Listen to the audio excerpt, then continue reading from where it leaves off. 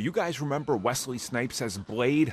Of course you do. It was the first Marvel movie to actually make Marvel semi-relevant and save them from bankruptcy. So, let's hear from Blade himself, Wesley Snipes, who says Blade doesn't need to be R-rated. And take a guess as to what the fans are telling him. What the fans are telling Blade. Take a guess. Oh, you're probably right if you said no, he's wrong. Because that's what they're saying. That's what they're saying to Blade himself. Amazing.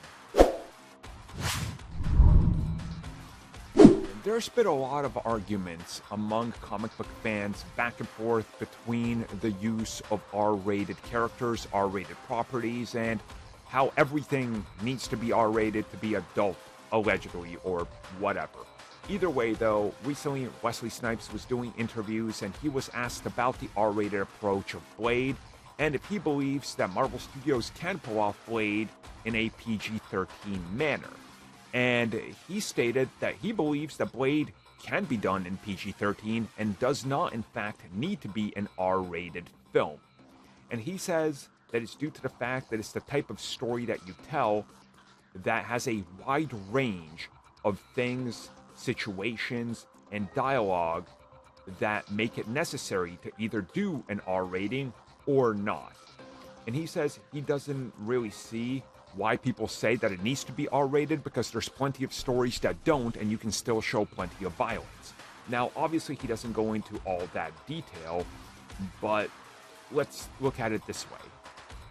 Vampires. You can literally make them explode or go to ash and such, and that doesn't warrant an R rating. You could literally do as much of that as you want. Just like Age of Ultron, for example, with all the Ultron bots being destroyed. There's no blood. It's not grotesque. They're robots, so you can do whatever. They can literally do that with Blade. Blade also having blood in it. You can do that on PG-13. It's just don't show a bunch of, guts and blood all over the place spilling out of everything. That would get you an R rating. But Doctor Strange in the Multiverse of Madness recently showed us we can have blood. You can.